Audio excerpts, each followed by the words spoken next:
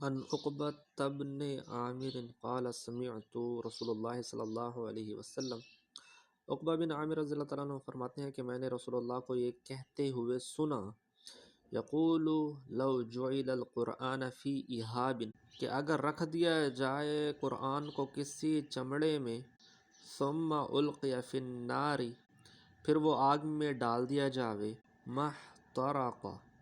تو وہ نہ جلے۔ مطلب کہنے کا یہ ہے کہ ایک انسان جب قرآن حفظ کرتا ہے، قرآن کو پڑھتا ہے، تو وہ اس کے دل کے اندر محفوظ ہو جاتا ہے نا، اور پھر قیامت کے دن ہوگی، پھر انسان کو اگر قیامت کے دن ڈالا جائے گا تو وہ نہیں جلے گا۔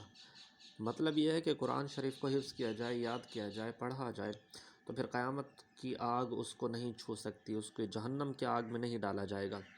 تو یہ شفاعت کرے گا، سفارش کرے گا اللہ تعالیٰ سے قرآن ہماری، اور بخشش کا ذریعہ بنے گا۔ یہ مراد ہے اس